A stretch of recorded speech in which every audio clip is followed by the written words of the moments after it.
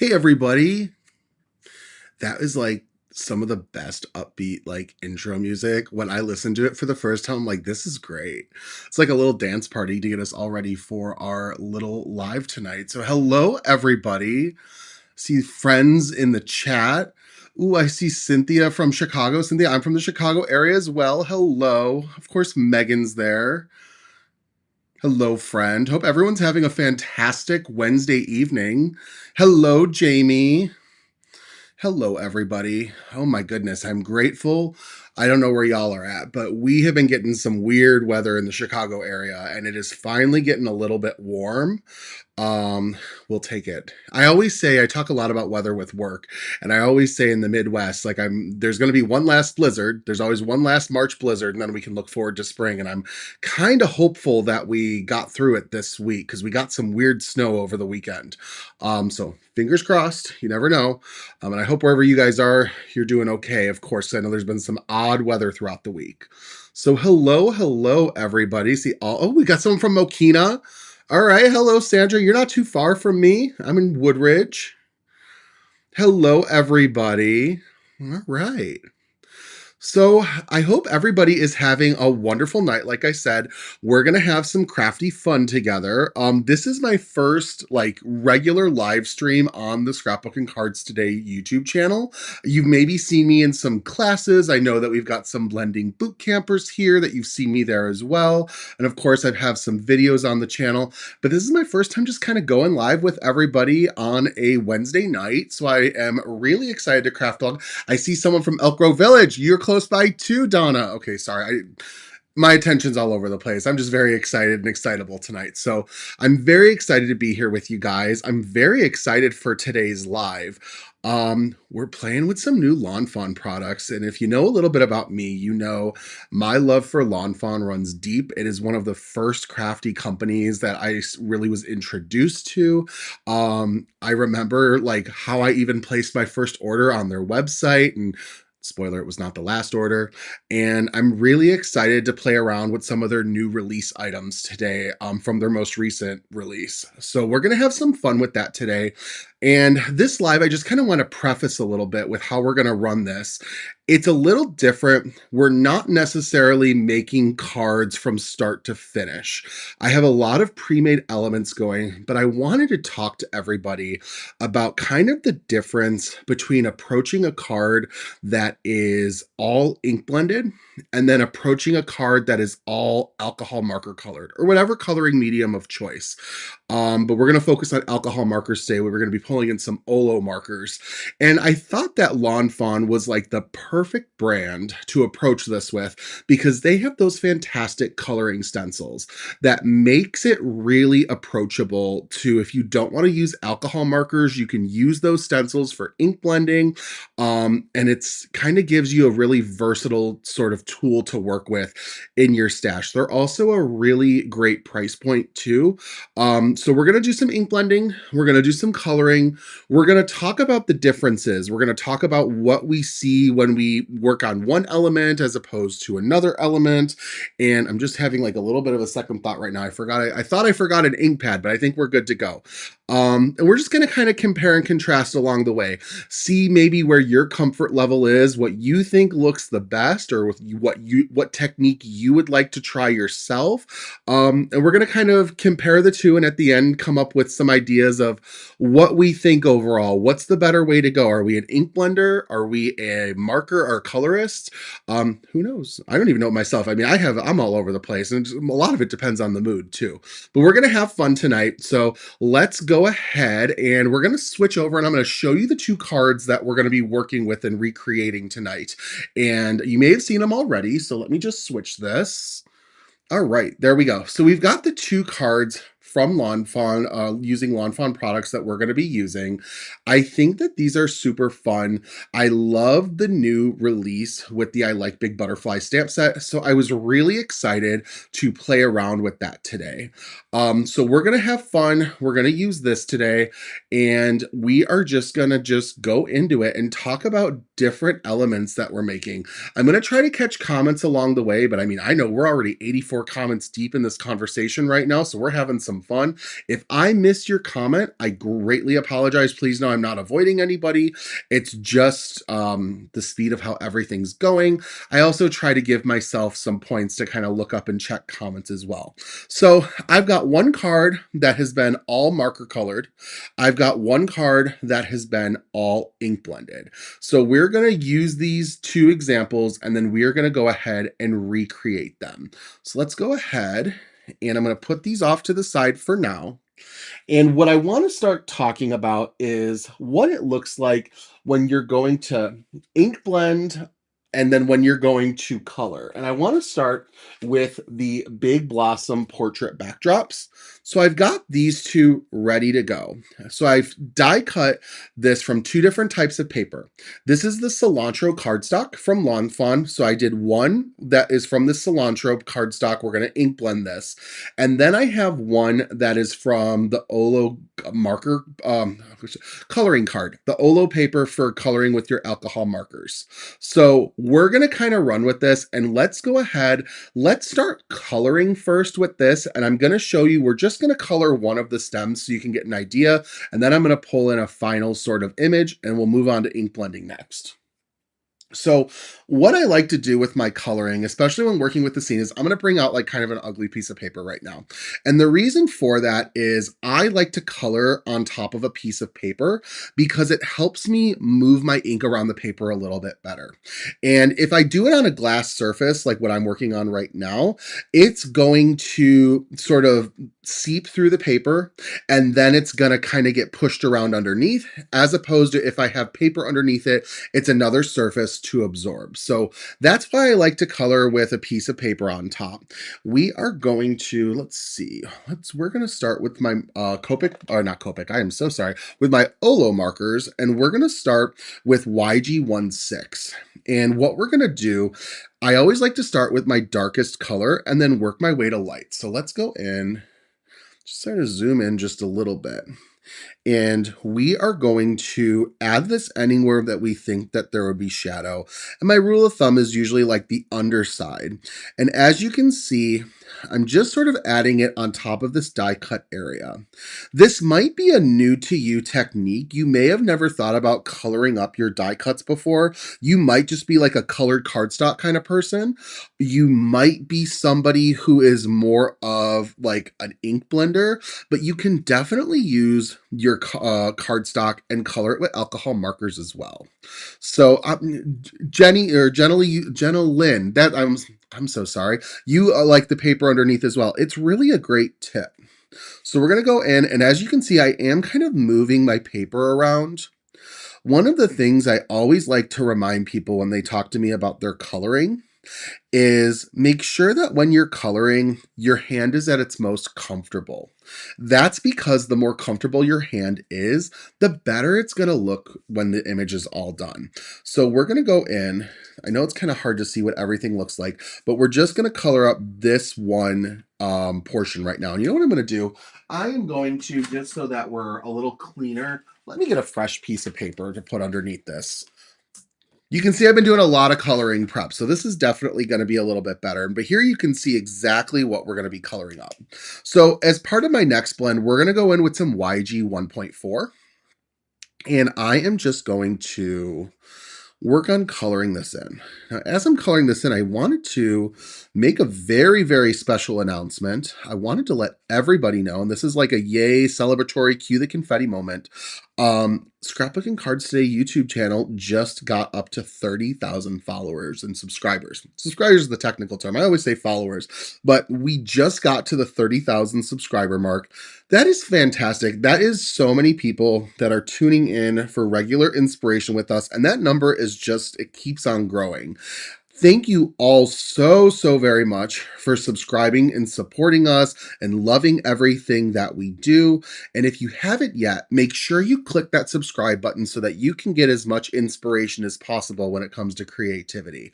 So make sure to, like I said, go ahead and subscribe if you haven't yet already. And to those of you who have been with us for no matter if it's been a day or years, thank you so much for all the love and support. I'm so excited for Scrapbooking Cards Today.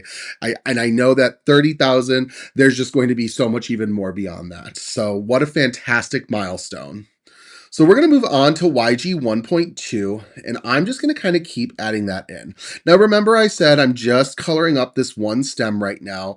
One thing that's a little difficult, just kind of behind the scenes in planning a live stream, is I always want to be mindful and respectful, I guess that would be the better word, of everybody's time. Coloring is something that I know if I let it, I could really do it all day and like really take a lot of time to go over different tips and techniques, but I don't want to make everyone feel like they've really got to be here super late. So I'm trying to just capitalize on key techniques. And as you can see, we're just going to color up this one stem, and I've got other things prepared in advance. So I've got that YG 1.2, and we're going to finish up with YG 1.0, and that's going to be my highlight color. Now, I did move from the darkest to the lightest color, and as we're on our last color, you might think, wow, Justin, like we're just about done. And I'm about to tell you, we're about to do it all over again. And this is why I like to kind of really be mindful of when it gets to coloring, because my process of coloring, I take my time and I work on the saturation blends for my paper. And so let's talk about that term saturation. So I like to do something that means that I like to call coloring twice. So I go from dark to light once, and then I will go again from dark to light. It's because of saturation and two specific things that it does for my card. The first thing is saturation. It deepens your color. Saturation doesn't mean darker, it means deepens. And this is going to make all of our colors really pop. It's going to give those extra sort of not darkness, because I just said that's not what saturation means, but it's going to give that good depth of color that really makes your card pop. But another thing that saturation means is you're saturating your paper with ink and you're making the paper a little bit wetter. And the reason why this is important is when you're coloring with something like an alcohol marker, it's really important to make sure that your paper is to a point enough that you're able to move your ink easily across it, which is what a saturated piece of paper will allow. So, two different benefits of saturation when it comes to your alcohol marker coloring. So, I'm going to just kind of go in, bring this down. Now, this was a 4 Olo marker blend. This is YG 1.6. We're on 1.4, and then we'll finish up with 1.2 and 1.0. So, yay! I know alcohol marker coloring can also be very intimidating. And I say don't let it be. Don't let your alcohol marker be intimidating. Let it be something that you just got to practice, practice, practice with. Really with everything in your craft arsenal. You just got to take the time to really become familiar with your products and keep on practicing. And you know what? Maybe it's not going to be as perfect as you'd like it to turn out. The truth is that picture perfect projects don't happen overly too often. But what you will get is you'll get those projects and those elements that you can save aside for later and just maybe use it towards that future project. I love that. All right. Need 100 more thumbs up for just, oh, that's so sweet, Roberta. Yes, love, love, love the thumbs up. Keep them coming, you guys. Hope you're all having a great evening. I know I said that already, but I'm always so grateful for the time that people spend with me during our lives. Just sort of getting to know everybody, having fun and crafting, talking about our favorite things, you know. All right, so we're just going in with that 1.0. We're going to finish this off. Now, one thing that's important is that it's totally okay to get marker on the frame because we're going to cover that up for later. Let me see something real quick. That's much better for me. I was a little worried for a second, but we are good. All right, so I've got this all situated. It's definitely time for a water break. All right. Oh, thank you so much, Michelle. All right, so here you can see, this is what one stem looks like colored up. And we get a lot of great dimension, but let me show you, when you take the time and you color it all up, it looks something more along the lines of this. So you've got each of the leaves. We have really pretty ink blending along the bottoms, and I love how this ends up turning out. So this is what it looks like if we're going to just color up these stems. We're going to color up some flower pieces later too, but I promised what we move on to next was a little bit of ink blending. And this is going to be a little bit different. So I'm going to take that cilantro cardstock cut big blossom backdrop, and we are going to take some Lucky Clover Distress Inks. For tonight, we are using only Distress Inks. I wanted to just kind of stick with one type of ink tonight, stick with the dye ink, and I figured Distress Inks are kind of one of my go-tos. So we're going to take a mini blending brush. This is from Altenew, and I am just going to kind of go in. I'm going to also take just a Post-it note just to sort of help mask off the different areas and just sort of blend the leaves. And we're just going to do one color. And this is an alternative way to color up your projects. And what this does, this goes a lot faster. I do like how it looks a lot. I feel like you have a little bit less control than you do when you're coloring something up like with markers, but you can accomplish a lot more in a given amount of time with ink blending, and that's definitely a benefit. Let's see, I'm going to try to prevent any sort of harsh lines. And that's one thing you want to be careful about when using Post-it notes, is to make sure that your lines don't get super harsh. All right. Still some people jumping on. Hello, hello. I hope everyone is, I don't know, maybe you're crafting along. Maybe you're just enjoying just chat in the background. Whatever floats your boat tonight. Enjoy the time we have together, whatever you choose to do with it. All right, so I'm just going in with that Lucky Clover and blend, blend, blend. And like I said, don't worry about if you get ink on the border. We're going to talk about how wonderful and how mindful Lawn Fawn is with their products in a minute, but we're going to pull in something that doesn't really make it too, it doesn't, you don't have to worry too much if you get ink around the frame of it, because we can cover that up with a product really easily. Oh, thank you so much, Megan. I really love how this comes together. I like to talk about products that are created by crafters for crafters, and I always think that Lawn Fawn is so genius when they come out with their products, because they really think of things that make it easy for us to build them and then also add on to them in the future. They come out with super, super cute stuff, and it just, they come out with, I wouldn't be surprised at one point if they come out with like flower tops, like new flower tops that you can add to these. I saw someone with inspiration this week that they used another die set that you can change the flowers and make them like tulips, whatever you want. All right, we've got a question. What is the difference between distress ink and regular inks? Thank you. Well, if we're talking about just distress compared to regular, we're just talking about brands and what colors are offered. But distress inks are specifically a dye ink. Other inks on the market are pigment inks and hybrid inks. So those three are different. Dye inks are water-based, and they kind of seep into your paper.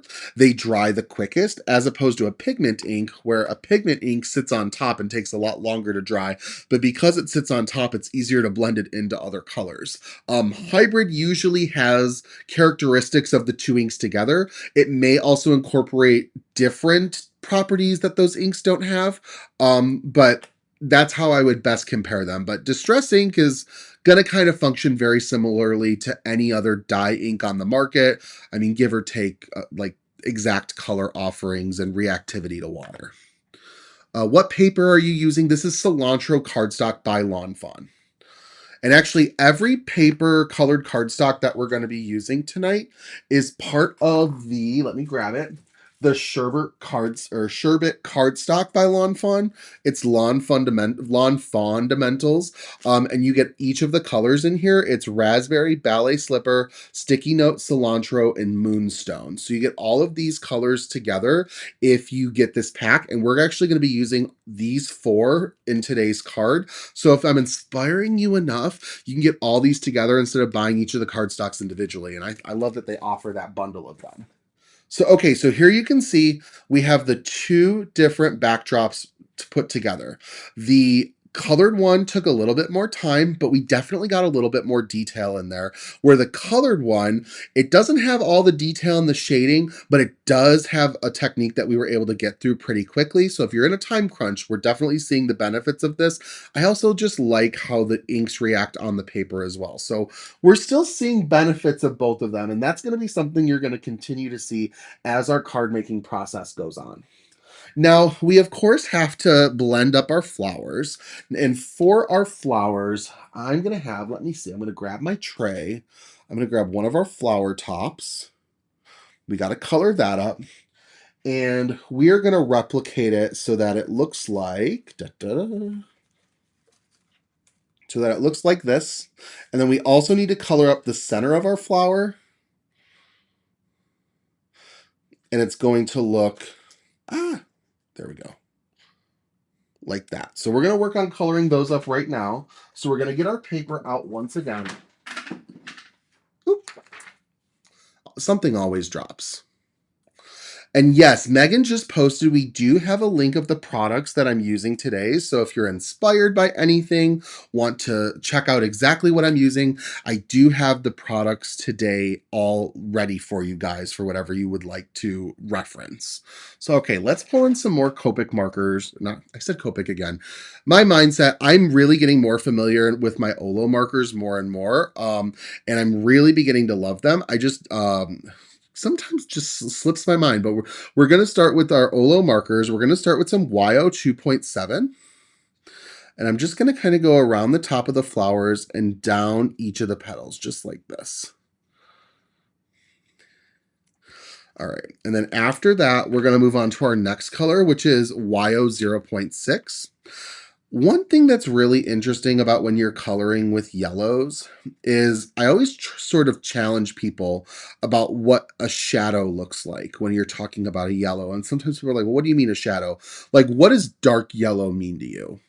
And that's something not a lot of us think about. I think some of us might think of like honey mustard. I think that's kind of like in my mind, that's like the darkest yellow I can think of is like a Dijon or a honey mustard. And what I tell people is it's brown. When you're talking about shadows, when you're coloring yellows, your shadow color is a brown. So brown markers are going to work great with shadows, just like brown ink is going to work great ink blending on yellows as well. So we're moving on to Y0 or YO 0.4, and we're blending those browns out into some more golden yellows, just like this. Sort of adding it in. I love Olo markers too. They're wonderful. And next what I'm going to do is we're going to go in and I'm going to color this with some Y 1.4. I am moving on from the yellow oranges to just yellows, but because they're adjacent color families, they blend really nicely into each other. Now, once I get this colored, I do want to show you guys something really quickly. Is if you could look, this is coloring it up once, and this is coloring it up twice. You can really capture what the difference is between the two flower tops by only coloring it up once or the more saturated version. So we, of course, are going to color this up a second time just to get all those inks moving and to get that nice saturated look. So we're going to go in, just sort of blend these, like that. I'm glad I'm seeing people feeling inspired to color up their die cuts. I definitely think it's a fun technique to try. Some images or die cut shapes might be a little daunting, but I thought that the stems from the Big Blossoms die would be the perfect sort of introduction for people who may have not done it yet. All right. Still going in. Go into YO 0.4. Blending that out, getting that better blend, saturating that paper.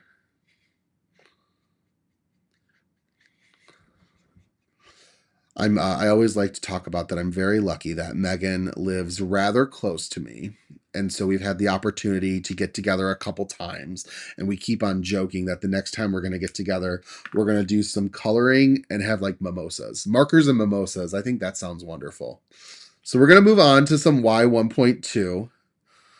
And I'm just going to blend this up. Now, I did use 1.4 the first time. I'm using 1.2 the second time. It's a little lighter, and I just wanted to really capture the brightness of yellow. So I'm using this instead. It doesn't make too much of a difference. It's just something I prefer to do. All right. Markers are all practice, practice, practice, Michaela. They really are. No, wait, Michelle, I'm so sorry. These my screen for everybody's names, it's kind of on the smaller side so I can see the general shape of everyone's name. But then when I'm like, wait a minute, when it's something where it's like, oh, Michelle, Michael, Michaela are all kind of like similar-ish. So I apologize for that. But I always tell people it's just practice, practice, practice. And there's a lot that goes into your coloring as well. It's not just one specific, like it's not just your markers, it's your paper, it's your technique with your markers. It is what markers you're using. Are you doing a 2-color blend? Or are you doing a 5-color blend? It's a lot of components that go into it. And I don't ever want to like overwhelm people, but you just got to be mindful of the process, that there are different elements that you're working with. So we're going to move on. We're going to color the center of the flower. I'm going to take a sip of water. Ooh, all right. Ooh, and we don't want to tip that water over either. Oh my goodness. Markers and mimosas just saying LOL. That is hysterical. It's a funny idea. I love it. I love it. So, all right. So what we're going to do is we're going to go in 4 points. This is O 4.6. And then we're going to do, this is not the right marker, we're going to do 04.3. Now, I do want to say something, and I'm not trying to like sell myself short. For whatever reason, whenever I think of like daisies or petal flowers like this, I always think of yellow with like a darker brownish center. And I have seen so much inspiration with this die set, and I've been seeing people use like purple flowers and orange flowers, and they are so beautiful. So I would encourage you, if maybe yellow isn't your jam, doing like purple, orange, or pink flowers. I think they would just be so stunning. So we're going to do this one more time. Just like that. All right, perfect. So we have these flowers situated, and how about, since we have these out, we might as well assemble them too.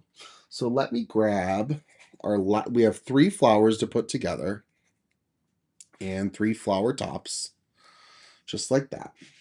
And let's go ahead and put everything together. Now, one thing I do want to point out is with this specific flower, if we're going to have the petals going down, we do have to trim off the top just to make everything fit. And I promise you that's from me seeing the intro videos with this set, not something I came up with on my own.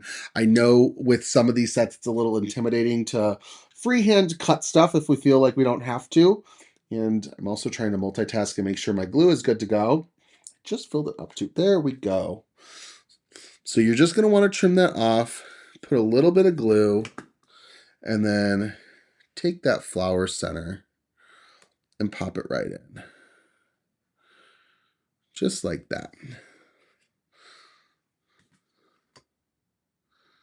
It does look really cool. Well, that's why I'll bring it in for a second. I really loved how the original one turned out. It just got too busy for a live stream demonstration.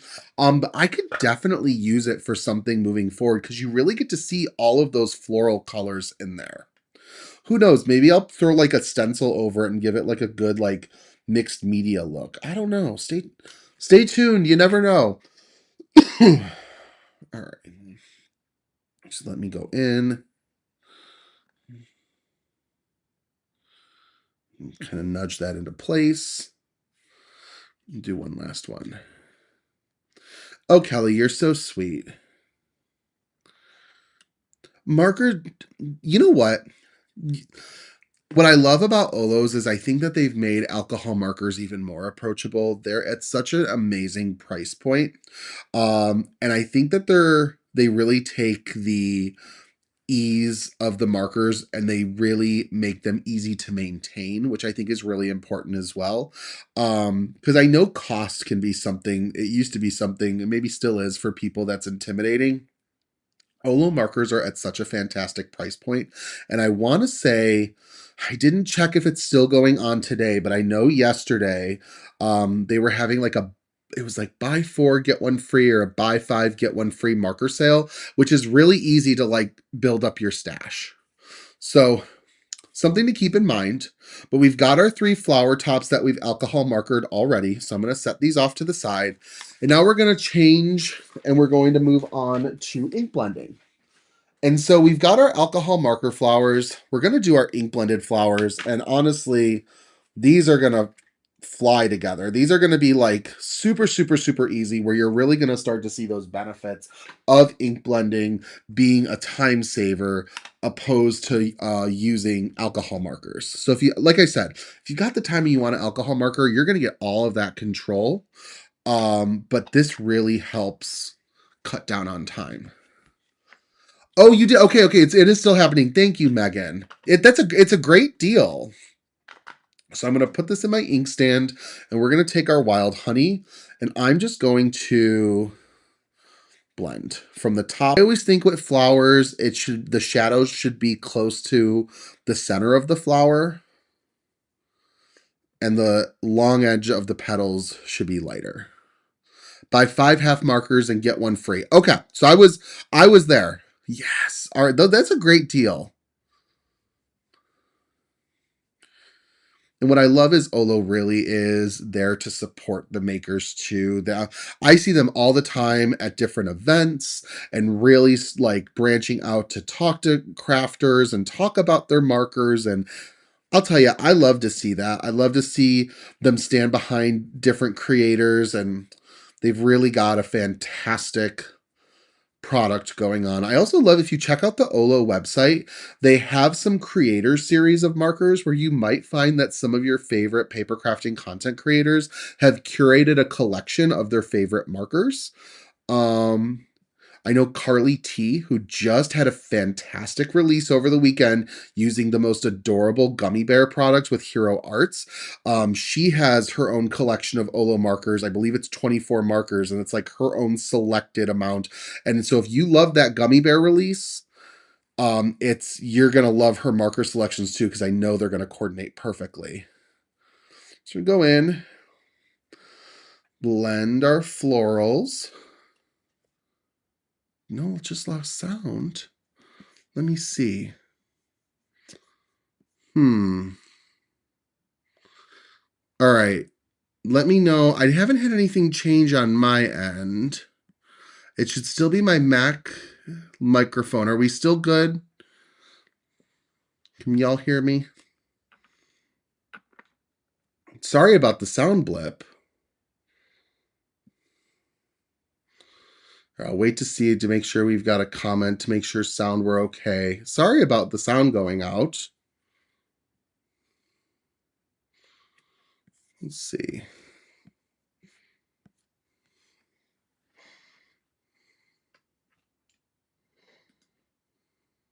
Okay, we can hear.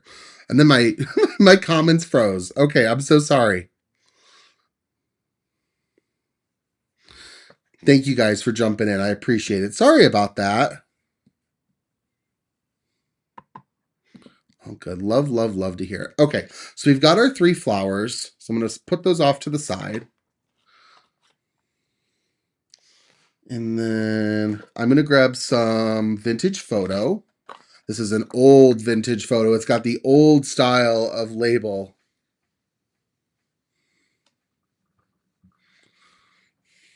All right. And then what we're going to do with this is we're going to take our centers of our flowers. I grab 3 of them. 1, 2, 3.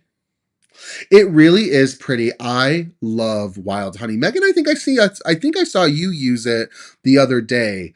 And wild honey is one of my favorite distress colors. It is just stunning. You kind of think from the way that the label looks that it would be a little dark, but it's quite the vibrant color, especially when you look at the oxides. It's almost like I don't want to say marigold, but I'm almost thinking of mums. I think it's almost like the color of like fall gold mums. That's what I'm thinking.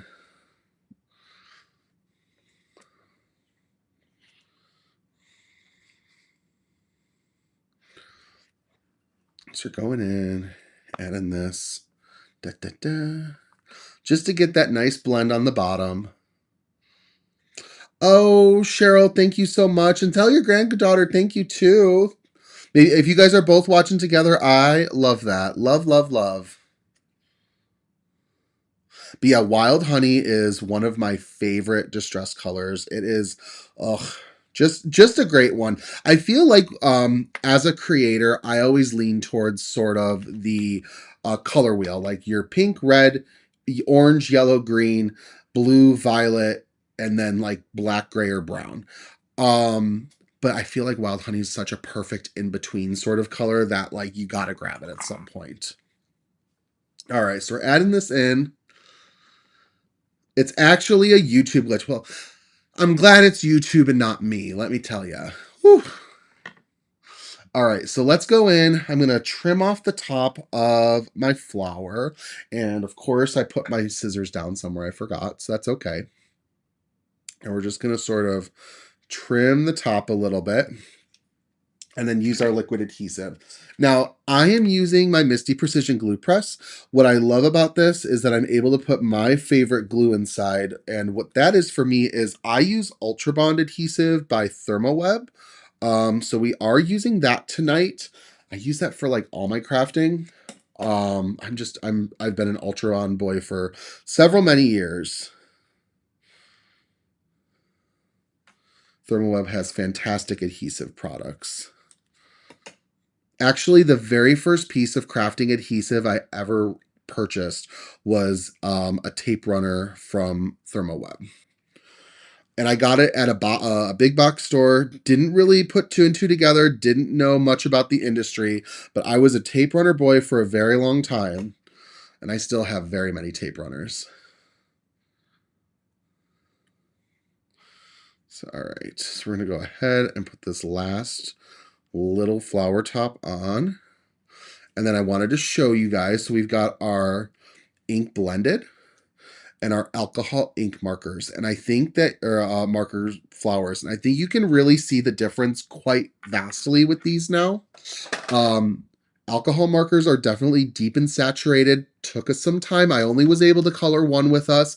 I think I was able to get all three of these ink blended and ready in the time it took me to do one of these. So still a time saver. I actually really like the ink blended flowers because I feel like it captures the lightness of the petals.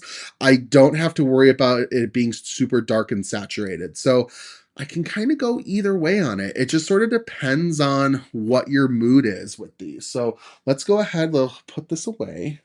And then we're going to move on to our butterflies. And I think that that is kind of another key thing that we're going to see the benefits of blending, whether it be from alcohol markers or ink blending. So we've got these cute little butterflies. We're going to color all four of them together. And I don't think it's going to take us too much time, but I'm going to get my markers. And what we're going to do is we're going to go in and color these up at the same time. I am going to take our 0.4, and I'm realizing now I don't have my paper.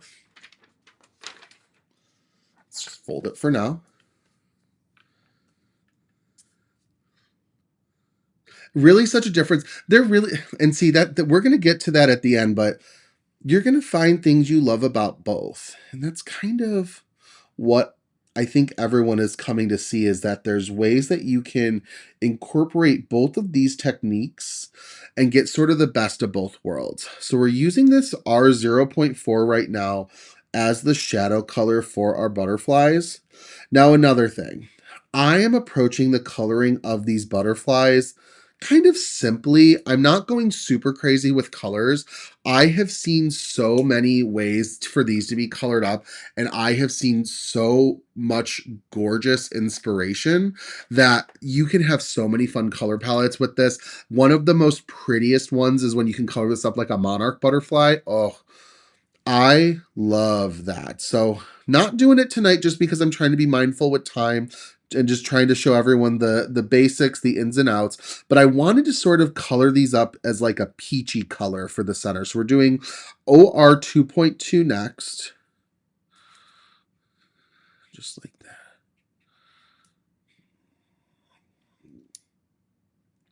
And then lastly, we're going to do OR 2.1.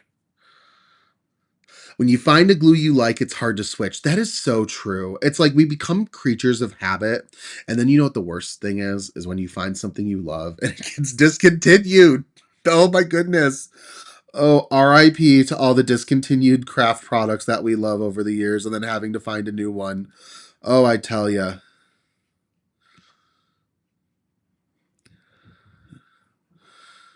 All right, so we're going in. We've got our first layer and we're going to work on our second one. So many sets, colors. What is a good started set of colors to start with?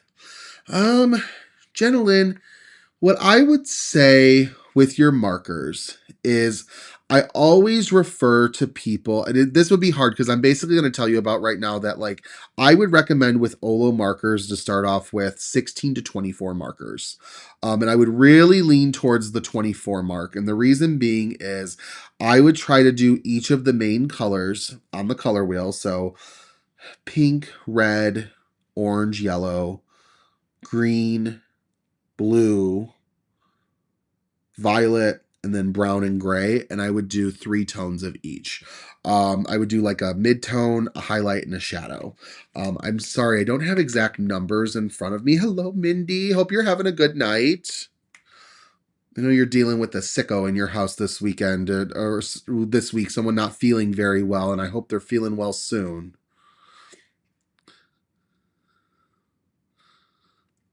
All right.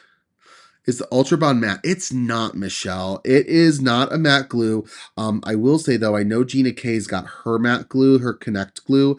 I do have some of that that I am waiting to break into because I've heard some very good things.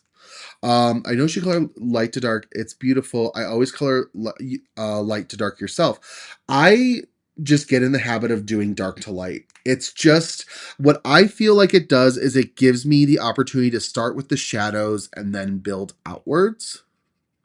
As opposed to adding the shadows at the end. And I really think it helps with me coloring twice as well.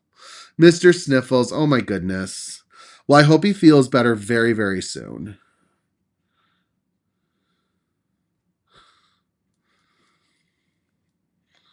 All right, so just kind of going in, blending this all out. Perfect.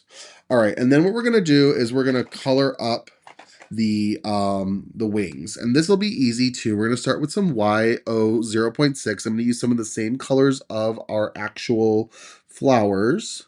I'm just gonna kind of go in just like that, and then just kind of go around the body of the butterfly. And we're gonna go 0.4.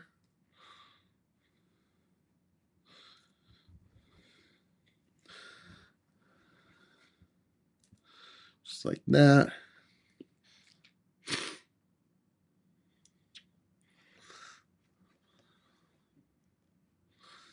Perfect. And then we're going to finish this off with some Y 1.4. There we go.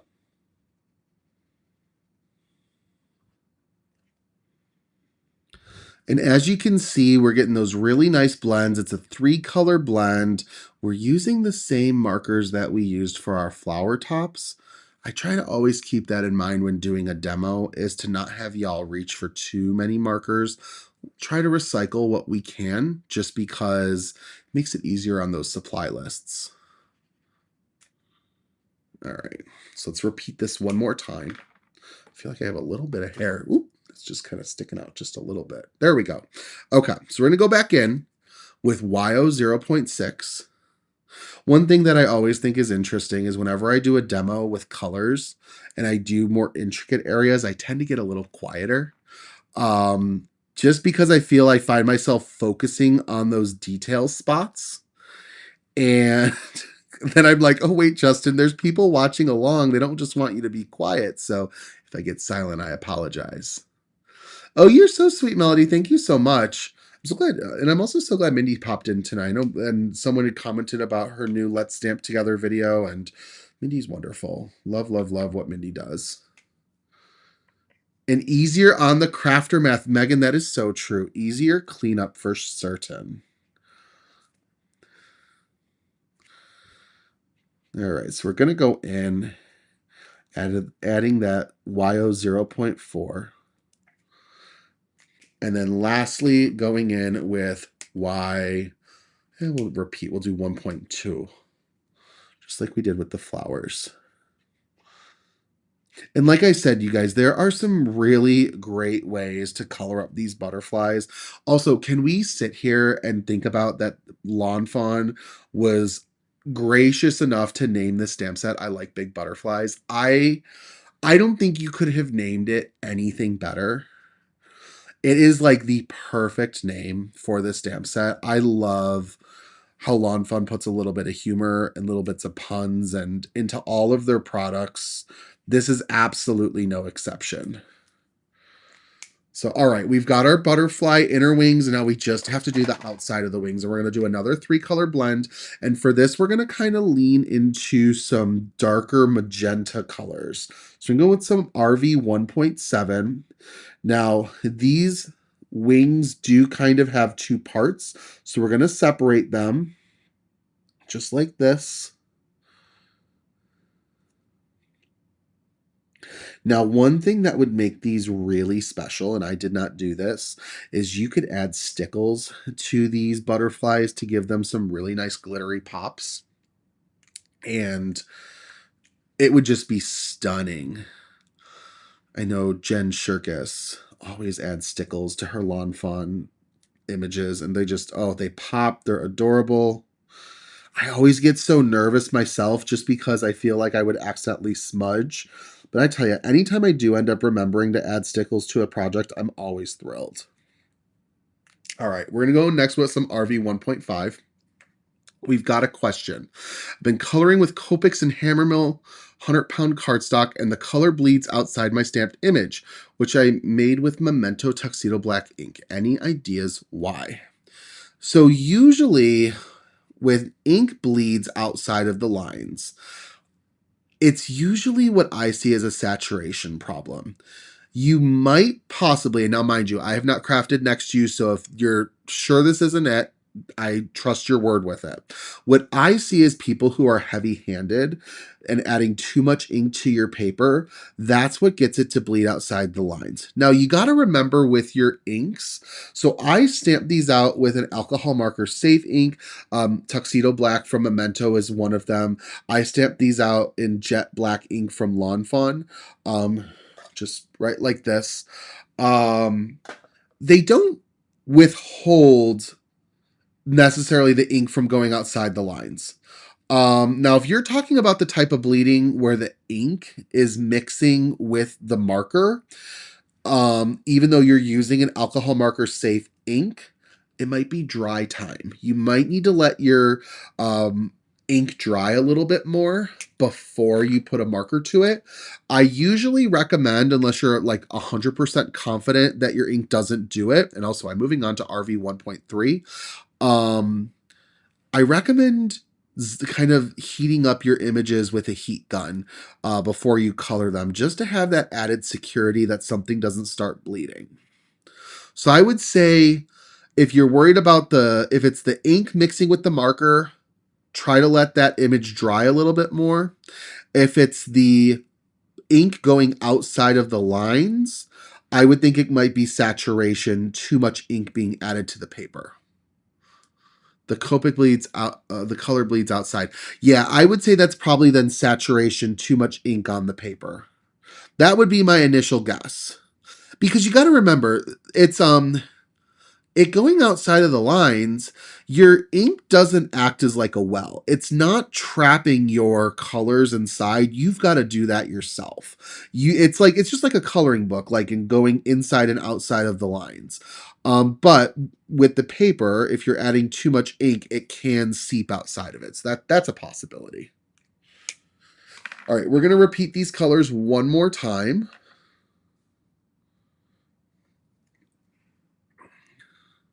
The other thing too, and this affects people in certain climates. Like I said, Kim, this or not Kim, Vicky, this may not be directly what you're doing. I'm just kind of making comments in general. I know people who live in more humid locations tend to deal with things taking longer to dry. So for them, sometimes bleeding is more common than people who live in drier climates. So there's multiple factors. I would say start with trying to be a little more light-handed with your coloring. And I think in a scenario like that, I actually don't think that the ink is affecting that at all. The stamp ink, not the marker ink. That's another one. Yep, just like Barbara said, and like what I'm doing, putting a piece of paper underneath could also help.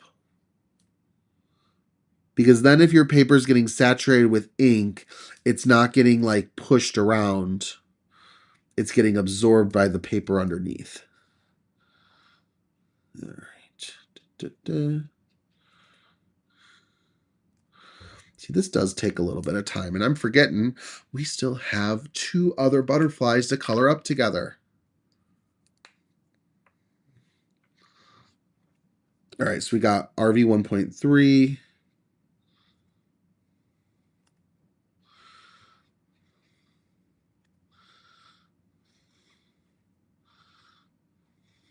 Try my best to stay in the lines myself.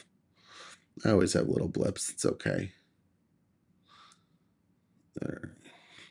And we've got our first set of butterflies entirely done. So yay. All right, so I'm going to put these to the side. I already have these die cut, so we're just going to be able to pop them off later. But we're going to move on to the next butterflies, and we're going to use the coordinating stencils, the coloring stencils that Lawn Fawn offers. So what we're going to do, let me go ahead and grab those. Oh, that's not the right one. Da, da, da, da. Now, where did it go?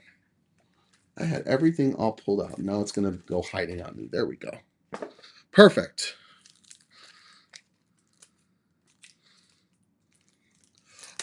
Jennifer, that is a really good point. When you're dealing with super little images, do not worry about those blends. I mean, if you just want to put one color in there, yeah, you don't want to have to make that little area muddy because you're trying to cram too many things into a small spot. All right, so we're going to go in and we're going to use these coordinating stencils. These have the most perfect etched lines to help keep everything nice and added to our cards and for our images. So let's start with our first butterfly. And I like to use some mint tape just to hold things in place while I'm blending. So we're going to go in, we're going to do the body of this butterfly.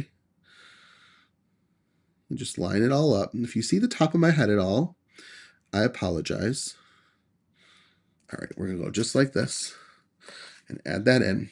And then I am going to take some saltwater taffy distress ink. And we're going to move this out of the way because I don't need my markers at the moment. And we're going to put it in our inkstand.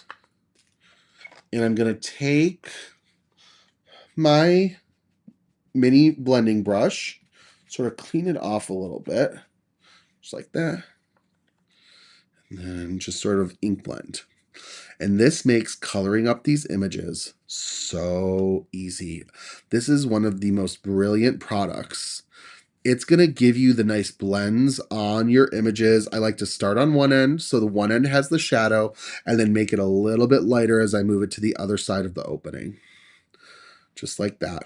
Look at that. So perfect. So now we're going to just really easily move on to the next provided stencil portion, just like this. And then I'm going to tape it down. And then we're going to go in and use another color. We're going to use some picked raspberry. And I got to just change markers real quick, or change blending brushes. And we're going to take this, dab off the excess, and then just sort of blend and making it a little bit lighter as you get up the wing of the butterfly. It should be darker towards the body. Just sort of blend like that. Do a little bit more. Blend. I tried my best to do the best color matching that I could. It might not be perfect to the markers that we picked, but it's pretty darn close. All right. Just like that. Let's add a little bit more, just to kind of make it a little darker. Oh my goodness, thank you so much. That's Catherine behind the SCT magazine user. Thank you very much, Catherine. If it's someone else, I apologize. All right, so we're going to go ahead and we're going to move on to our next color, and we're going to do the yellow parts of the leaves. Now, don't you see how quickly this is coming together? And I tell you, this really is one of the best parts about ink blending, is you get to really kind of crank things out in a speed that you normally can't when you're doing your regular coloring.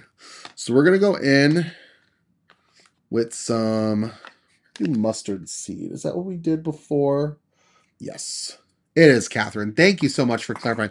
I assume so, but sometimes you never know when someone's got to pop in to moderate, you know. All right, we're going to take that mustard seed and just sort of blend. Darker towards the body, lighter towards the end of the wings. There you have it. 1, 2, 3. We've got our first butterfly all completed. Now, what are we doing for the second one? I think it's the same. Yep, it's the same stencil. So we're going to pop this on. And then we're going to move on. We're going to do the same colors. So we're going to do saltwater taffy.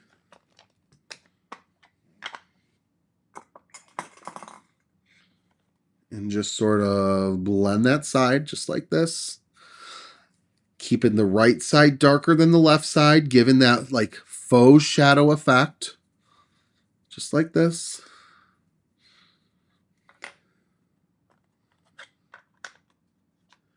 Enjoying while I work on a few things. Love that. That is true. Megan is the moderator. Megan is like the queen moderator. All right, so we're going to move on. We're going to just pop it in to do the wing portion. Am I doing the right side? You know what? Did I do the wrong side? Luckily, the body shape is the same, but I think, did I accidentally use the wrong side? Let's see. I don't think so. Let's see. No, I didn't. We're good. I think I was just getting a little confused with the scalloped lines, but we're good to go. All right, let's see. I'm going to pop in. We're going to add a little bit more picked raspberry for the wings. Like I said, try to make it darker towards the body, lighter towards the edge of the wings, if possible. If you have a smaller blending brush, that works too. I'm sure you guys love the pink. It's picked raspberry is a good pink, but also too, I know saltwater taffy is more peachy, but it's pretty. Pretty colors together.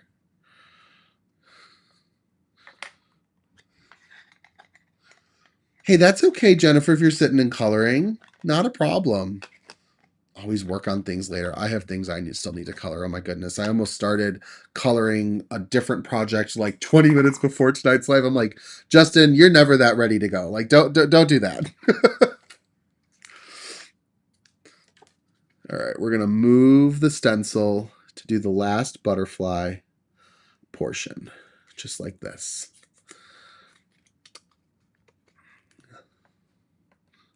And of course I moved it. That's okay. And just like Megan posted, don't forget I do have the supplies for tonight's live listed. So if you're looking to get inspired and add anything to your stash, it's there for your reference, for your shopping convenience, all the things. All right, we're just going to add this and then we're good. All right, perfect. So I think we've got both of our butterflies all done. So let's do a little bit of comparison. I love how soft these look. I love how the stencil definitely helped make these. And then we have it compared to a little bit more of a saturated and vibrant that we did with the Olo Markers. So it just depends on your style. So whatever works. This definitely captures the softness, though, of these butterflies, and I love that. They're really adorable, aren't they, Mary? I love Lawn Fawn products so very much. I was so excited to be able to do this live with you guys tonight. So they come up with so many products that like work so nicely. And we're going to talk about even some more of them in a second because Lawn Fawn has some fantastic like nested dies. And I always feel that nested dies are kind of a staple of your craft stash, that everyone should have like their go-to basic shapes of nested dies. And Lawn Fawn has some really good quality ones that are nice, sturdy dies that I reach for all the time. So we're going to go ahead. I'm going to put my stencils away. We're going to talk about putting some other elements of our cards together. So what we're going to do is it's pretty simple. We're going to do with our alcohol markers. That's been the first one all along. And what we're going to do is just sort of build our card together. And I am using the new pattern paper. I'm using the Petite Pattern Paper Pad. This is the Blissful Blossoms. And I've die cut one of the panels of the sort of threaded look. It's like the aqua threaded look with the large stitched rectangle stackables. This is the largest die, and it does make an A2 size. So it's a really great set of dies to have in your stash. So I'm going to zoom out just a little bit, put my inks away, and I want to work on assembling our first card. So what we're going to do is we're going to adhere our Big Blossoms panel on top of our pattern paper. Make it real easy. Don't forget, yes, give the video a thumbs up if you haven't already. We love the love and the likes. And like I said, we just got to 30,000 subscribers. But we would love to see more. So if you are not yet subscribed, make sure to click that subscribe button so you know when we go live, when you know we have new inspiration to share, all the things. There's always something going on with Scrapbooking Cards Today. Always, always something. Always some new inspiration to see. So we're going to go ahead and we are going to put this right into place using that liquid adhesive, just like that.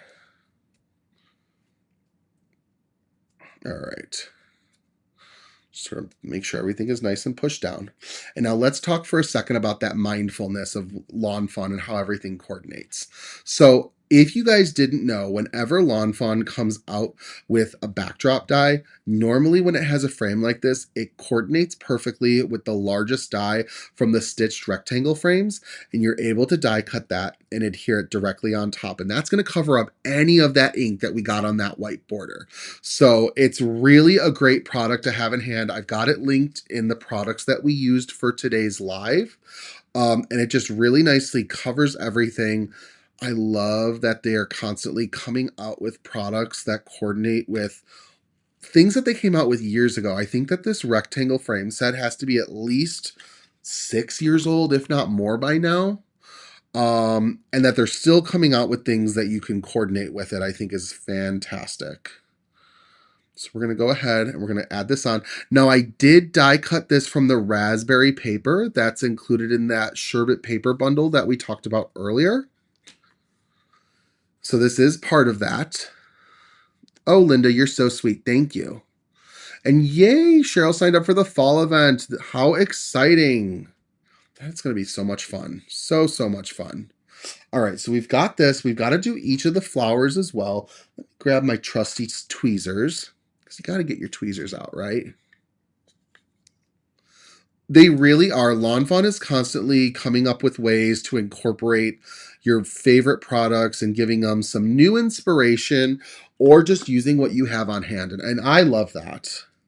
Now, I put the frame on before the flowers because if the flowers overlap a little bit and go off onto the frame, I think it looks a little natural. And I wouldn't have gotten that if I would have put the flowers on before the frame. So we're going to go in just like that. Liquid adhesive. And then put that into place just like this. Yay. And then lastly, we're going to take our third flower top of our alcohol marker colored flowers and adhere that.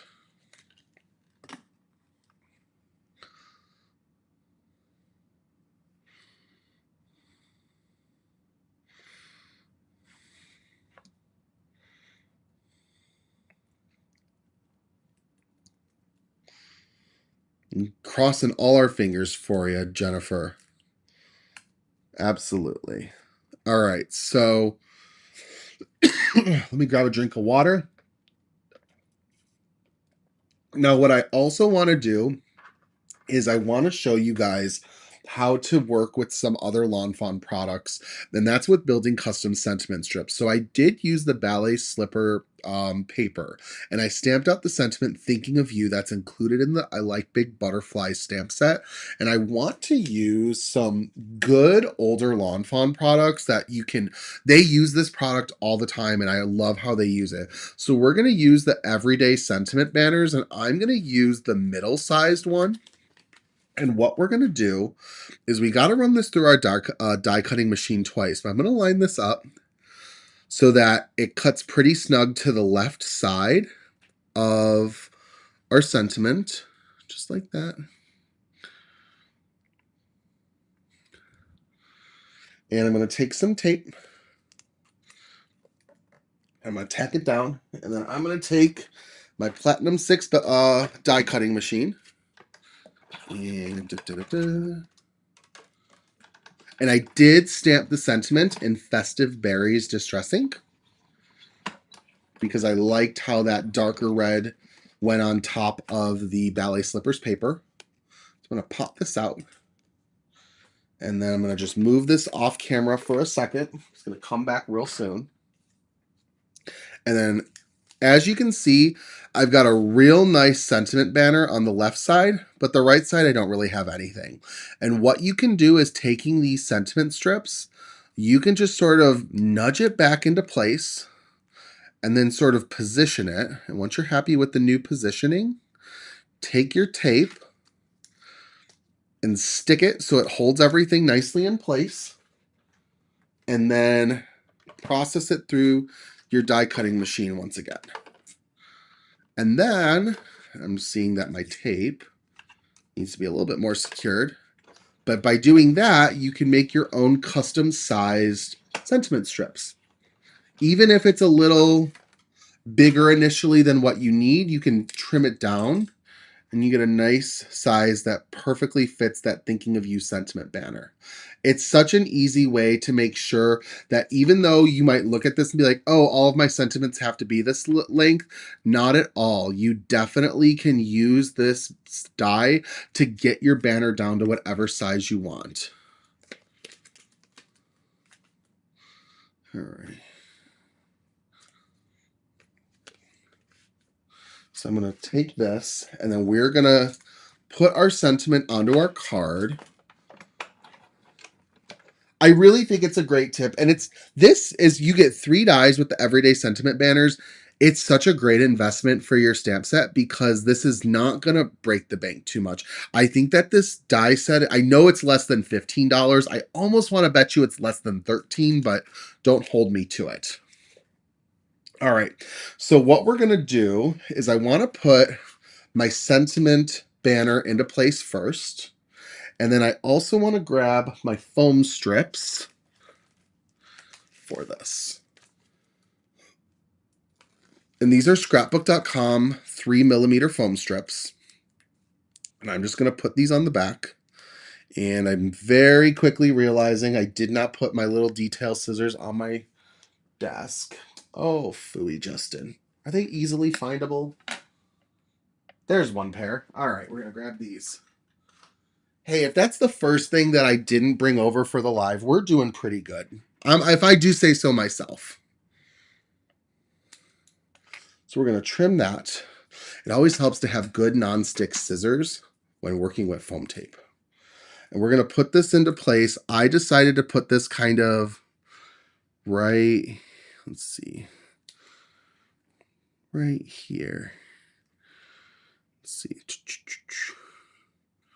Just kind of left of center, slightly down. Perfect. And now what we're also going to do is we're going to add the little butterfly trails. We're going to have one that goes like this. We're going to have one that goes like this. Question. I'm playing with markers while watching. The paper seems to be peeling when oversaturated the second time blending. I don't see your paper on the supply list. I do have, I thought I included the Olo paper on there. I recommended it's the Olo blending card. It's on the Olo website. It's a great paper to use. I'm assuming what the issue might be, Louisa, I think it might be the paper. But I know that there are other types of paper that you can use as well. Like Megan's just suggested the Scrapbook and Cards Today 80-pound paper. I know a lot of people love their Nina Classic Crest Solar White in 80-pound or 110-pound. There's a Hammermill paper that people love. There's a Copic paper, the Express It paper. People love that. I would say that if it's peeling, it's probably the paper. All right, so I'm going to take this and put this down in the corner like this. Just like this. And then we're going to take our second trail.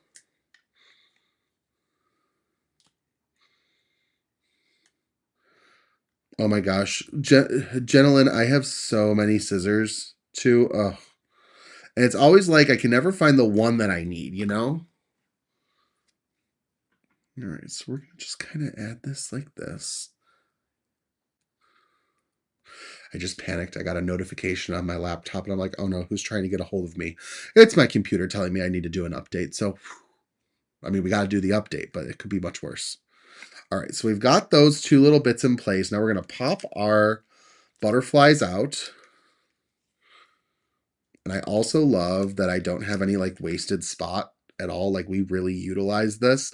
Makes me happy when you can use as much of the panel as possible. I never like to waste my paper. So we're going to go in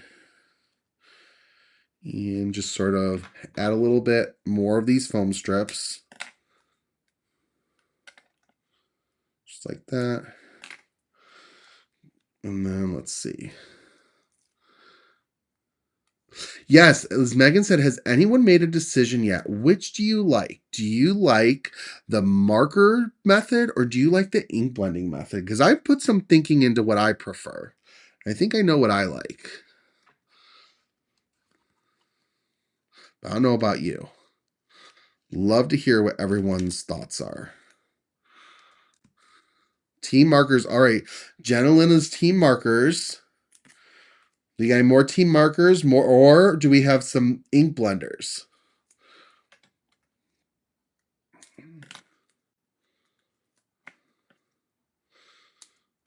And team markers is winning right now, that's for sure. So my thing with this, y'all, is I kind of think the beauty is in the combination of both of them. And it seems like kind of like an obvious but cop-out answer, but I really kind of sat and I thought about my own style. And I've been doing both of them for so long. And that's what, and I think that some elements pop the most. I think I like to color my images, but I think I like to ink blend my background elements. I don't know. That's kind of where I'm at with it. But like, it depends on my mood. Sometimes I'm in a mood to just color. Sometimes I'm in a mood that I don't want to color at all. And I just want to ink blend and work with die cuts. And I don't want to take out any stamps. It just depends, you know? All right, so we've got our first one almost already. We've got to do some embellishments, but let's work on putting our second card together. So for this one, this is all of our ink blended elements, and I have a different pattern from the same pattern paper pack pulled for this, and we can put this together as well. And this is all coming together pretty quick too. So new to marker coloring, it's pretty fun. Both markers are deeper. I like that. I like that too, Kim. I think you definitely get more detail with markers. And I guess you got to ask when you're crafting, like how much, like, is that more detail for the certain card? Is that what you want? Is how important is it to you? Sometimes that's the most important part, is capturing all that detail. Sometimes it's not, you know? We all have different methods. And then Linda says, love pencils with Gamsol. That's another fantastic method. And I'm sure you could utilize a lot of what we've done today, even if it's with markers, with pencils with Gamsol as well, to get those nice, beautiful blends. Nowadays, I see a lot more ink blend. It's all, Jennifer, you really have a lot of experience then with it too. Oh my goodness. You've been all over the place with it. Got to do so many different things.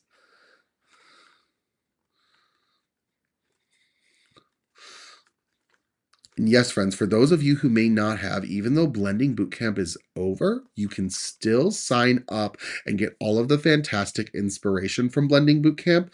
We had myself, we had Megan, we had Mindy Egan, and we also had Gina Kay. We all taught some fantastic classes. You get 8 sessions that you will be able to refer to really learn some fantastic techniques. Ooh, and Coloring 201. That is exciting as well. All the fun, different classes coming up for you guys to learn more. I love that. Love, love, love. So we're going to go on.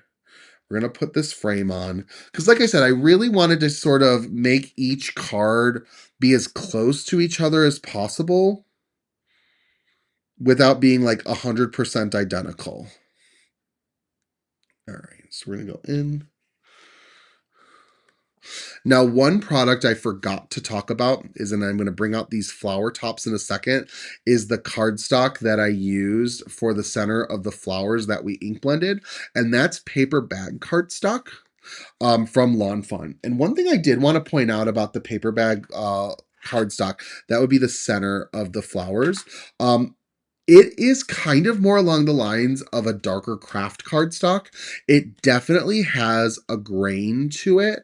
So it's not going to be like like the smoothest cardstock. Like, I don't know if I'd recommend doing like coloring on top of it. But it's also like a really pretty cardstock. So I loved using it for the center of my flowers. But just things to keep in mind so you're not fully surprised when you get stuff, you know? Oh, we've got all of our blending boot campers here. You guys are so awesome. I'm so glad to see you again tonight and craft along with you once again. All right, we're going in with another flower top. Just like this. All right.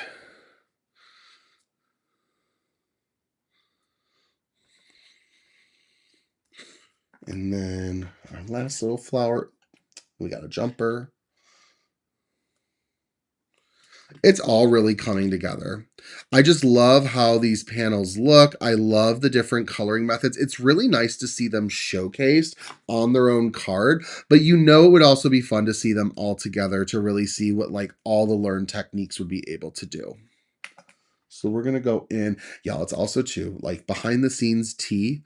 It's ambitious to do 2 cards during a live. Oh my goodness. So I'm thrilled with how like efficient we're being tonight.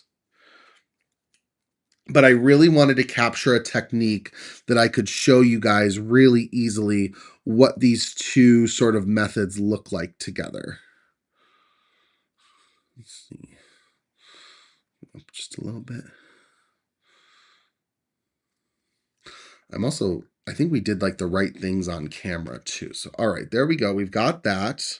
And then let's go ahead and get our little trails in order. Did not understand what, and he still asks if I need to work boot camp. That's his. You know what though, Megan? Like Corey kind of says the same thing. Corey is not my child. Corey is my husband. Corey's also older than me. It's funny. He's like, "Do you got boot camp tonight?" I'm like, "No, I don't have boot camp today." He's like, "Oh, is boot camp over?" It really did. It felt so significant. It was a big deal.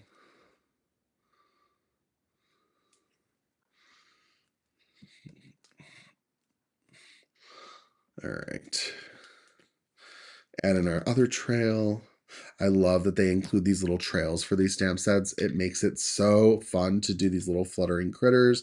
You can also use these trails for really any sort of flying image from Lawn Fawn because they've got birds, they've got mice and airplanes, they've got what other sort of flying critters they got. There've got to be more that I'm just slipping my mind. Bats, they have bats, they have adorable bats.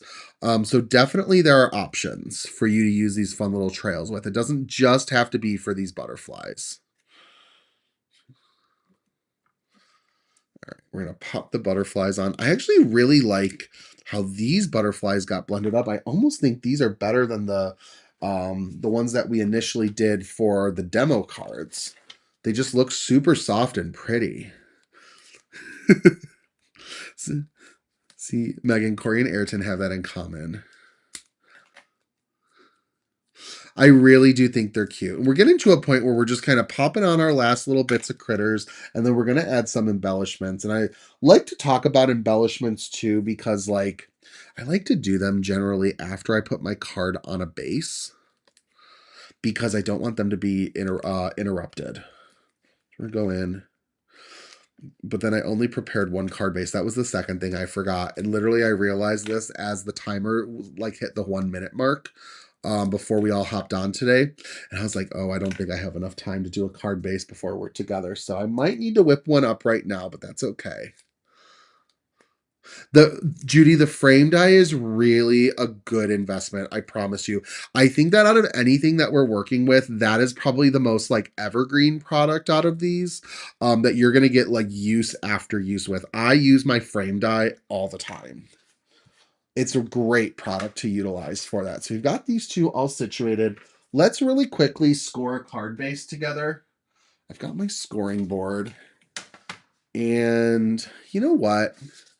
The cards that I originally made were side fold. Let's do a top fold. So I'm going to put my paper in and I'm going to score it at the 5.5 mark.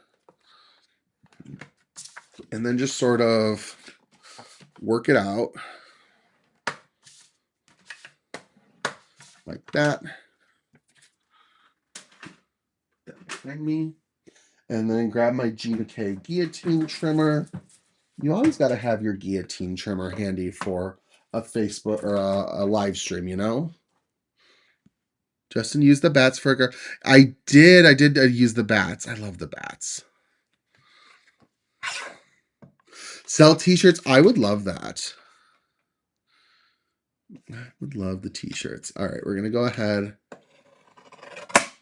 Just trim this with a pretty top fold. I don't know. Now I got a little bit of variety in my stash. I've got top fold. I got side fold. What you want, you know? Whatever floats my boat at the moment. All right, so we're going to put some liquid adhesive on the back of our card bases. Just pop it on. Just like that. We got our first one. And then we're going to do our second one.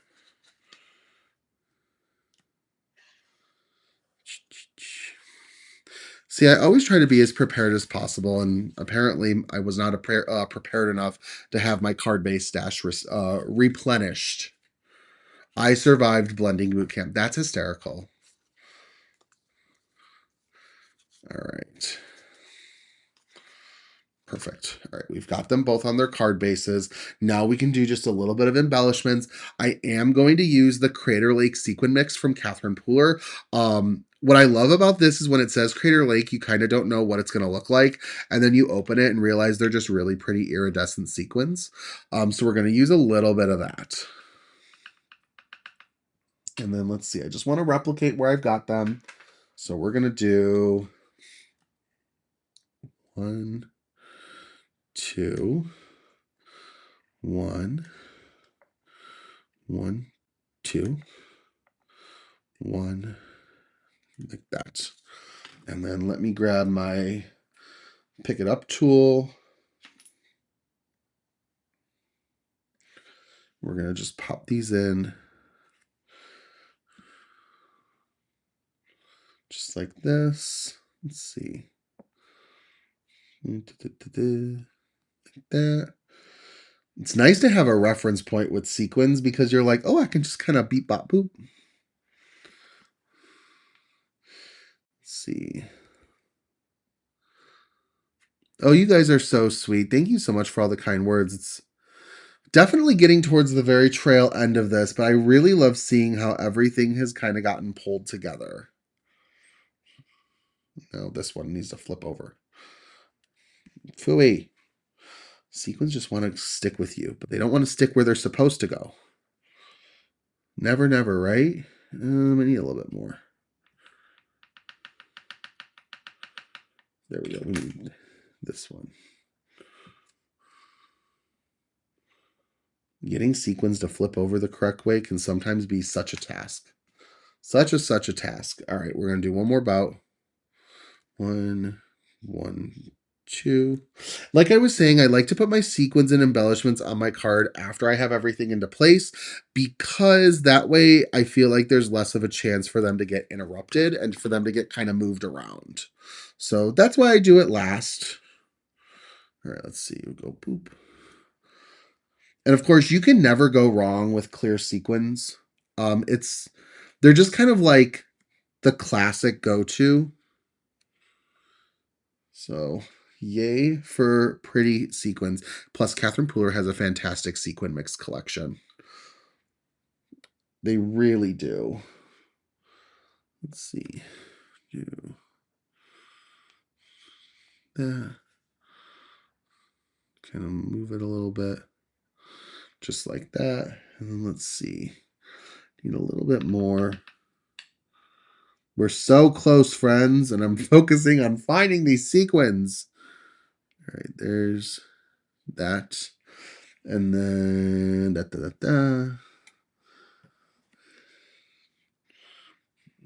we're down to 2 sequins. My goodness. Dual demo. Yes, absolutely. Just finishing up, Mel, but if you want to catch the replay, it'll be there for you to watch whenever works for you. All right, you guys. Oh, you got a stick. Last sequin, you got a stick. We are so close. All right, we may need a little bit more glue.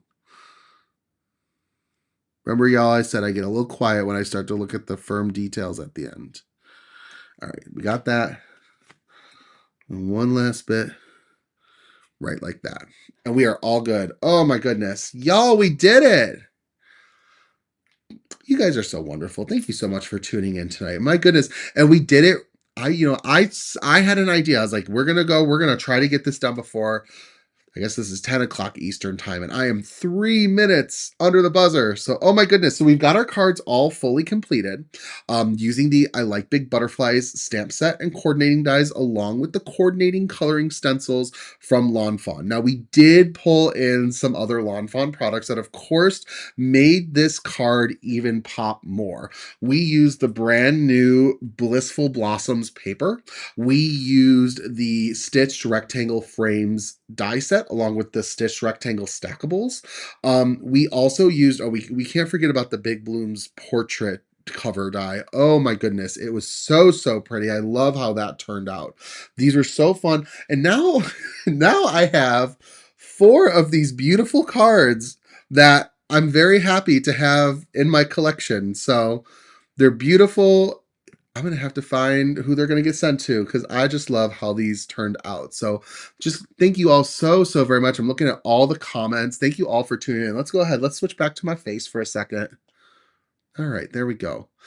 I had so much fun with everybody tonight. I hope you guys learned something with this live. Maybe it be, do you prefer your ink blending methods and really love the new coloring stencils from Lawn Fawn? Or do you just love those alcohol markers and you want to use them on every bit of your project? Or maybe you're like me and in a perfect world, you kind of mix together what you love the most. That's kind of what I fall on. I don't know, maybe let us know below. Are you team ink? Are you team markers? Let us know in the comments. I know we kind of asked once before, but it's always fun to know. And then who knows what technique will compare against each other in the future. I hope that you guys had fun tonight. Be sure to, like I said, if you haven't yet already, click that subscribe button. We're so proud of hitting that 30,000 subscriber mark, and the only way to go is up from here. So thank you so very much for your following and for your likes and for your subscribes. We truly love doing all of this for you guys. And that'll also help you know whenever we've got new inspiration to share as well. So thanks once again for stopping by, and I will see you guys again real soon. So thank you, everyone. Have a fantastic evening. Goodbye.